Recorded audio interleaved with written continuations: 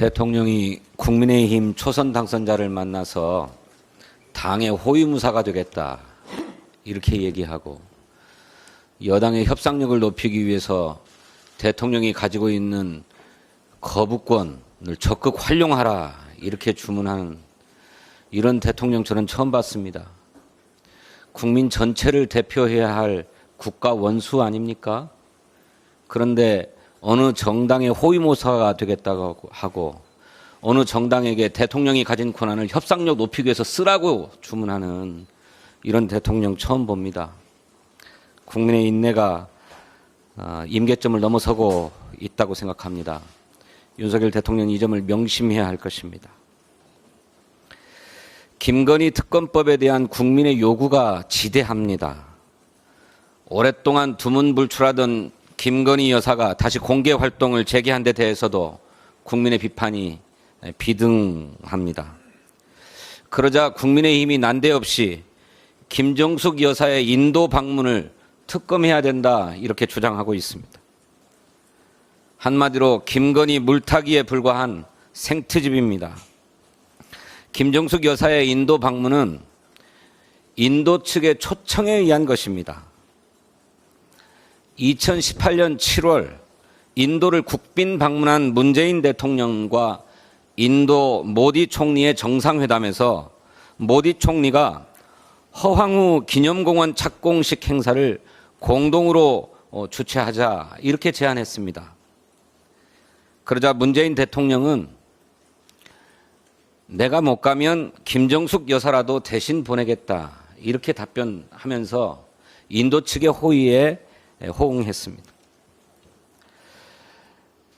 문재인 대통령의 인도 국빈 방문이 2018년 7월이었는데 이 허황우 기념공원 행사는 11월이었습니다. 대통령이 4개월 만에 다시 인도를 방문하는 것은 현실적으로 어려웠습니다. 그래서 문재인 대통령의 인도 방문이 무산되자 인도 측은 공식 초청장을 보내서 김정숙 여사를 초청했던 것입니다. 이렇게 인도 측이 김정숙 여사를 초청했기 때문에 정상급 의전을 통해서 김정숙 여사를 예우했고, 또 모디 총리와 김정숙 여사의 양자 대화도 인도 측이 먼저 제안해서 성사되었습니다. 국민의힘이 주장하듯 인도가 최초로 초청한 것은 김정숙 여사가 아니라 도종환 문체부 장관이었다라고 하는 것도 사실이 아닙니다. 아까 말씀드렸던 것처럼 인도 측의 최초 초청은 문재인 대통령이었습니다. 그런데 대통령의 방문이 어려워지자 한국의 고위급 인사를 보내달라 이렇게 요청했던 것이고, 외교 당국자들 간의 실무 협상 과정에서 김정숙 여사를 파견하는 것이 좋겠다라고 결론 나서 인도가 김정숙 여사를 초청했던 것입니다. 도종환 장관은 정부의 공식 수행원으로 동행한 것입니다. 타지마할에 방문한 것도 역시 인도 측의 요청입니다. 타지마할은 인도의 대표적인 유산 아닙니까? 해외 정상들과 국빈이 방문했을 때 늘 타지마할에 초청을 해서 타지마할을 자랑하게 하고 세계에 홍보하는 일들을 해왔습니다. 프랑스 마크롱 대통령, 캐나다 트루도 총리, 인도를 방문한 수많은 정상들이 타지마할에 방문했습니다. 김정숙 여사도 마찬가지입니다. 당초에 2018년 7월에 문재인 대통령에게도 타지마할을 방문해 줄 것을 인도가 요청했습니다만 일정상 불가능했습니다. 그러자 김정숙 여사가 방문한 기회에 다시 타지마할을 방문해 달라고 요청했고 마지막에 일정이 들어갔던 것입니다. 그러니까 우리 나라의 정상급 인사가 인도 타지마할을 방문한 것은 엘리자베스 여왕이 한국을 방문해서 안동을 방문한 것이나 유사한 것이다. 외교 일정이다. 이렇게 봐야 합니다. 국민의힘은 억지 생트집으로 물타기 하려 하지 말고 김건희 특검법을 즉각 수용할 것을 촉구합니다.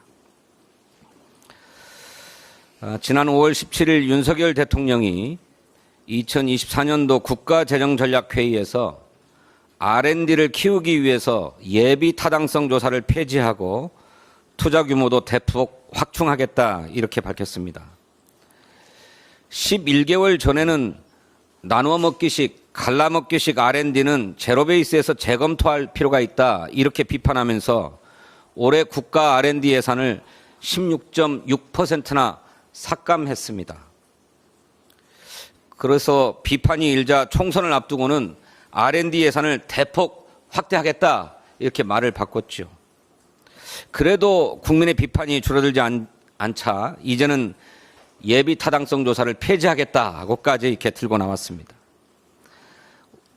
우리의 미래를 좌우할 R&D 사업에 대해서 체계적으로 어떻게 육성하겠다라고 하는 계획은 없이 주식 단타 투자하듯이 널뛰기 대응만 하고 있습니다. 이러니 국민이 이 정부를 어떻게 신뢰하겠습니까? 이렇게 대통령실에 일관성이 없다라고 하는 비판이 쏟아지자 2022년부터 논의를 시작한 것이다. R&D다운 R&D로의 도약을 위해서 예타를 폐지하려는 것이다. 이렇게 대통령실이 해명했습니다. 아니, 그렇게 오래 고민해왔다면서 올해 R&D 예산 5.2조 원은 왜 삭감했던 것입니까? 그때는 혁신 도전형 R&D, 선도 국가형 R&D가 필요 없었습니까? R&D만 예타를 하겠다 이런 소식이 나오니까 지방자치단체들이 SOC 예타도 폐지해달라 이렇게 요구하고 있습니다. 글로벌 과학기술 경쟁에 대비하기 위해서 R&D 예타의 규제를 손보는 것은 필요할 수도 있습니다. 그렇다고 무조건 폐지하는 것은 능사가 아닙니다. 실제로 우려스러운 것은 R&D 예타 예비타당성 조사권이 과학기술부의 혁신본부에 있는데 이 예타를 폐지하면 예산 심의를 통해서만 R&D 예산이 편성되게 됩니다. 기획재정부가 R&D 예산 편성 권한을 다시 가져오게 되는 거죠.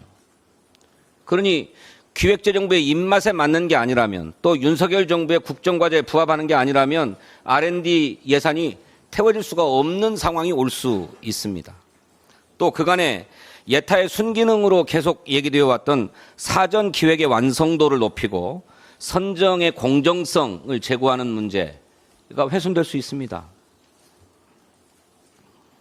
이른바 모피아로 불리는 기재부가 과학기술부로 이전된 R&D 예산 배분 조정과 예타 권한을 도리어 회수해 가려고 하는 게 아닌가 하는 의심을 갖지 않을 수 없습니다. 윤석열 정부는 더 이상 얄팍한 수법으로 과학기술계와 국민을 농락하지 말고 당장 추경을 통해서 시급한 R&D 예산부터 복원할 것을 촉구합니다. 감사합니다.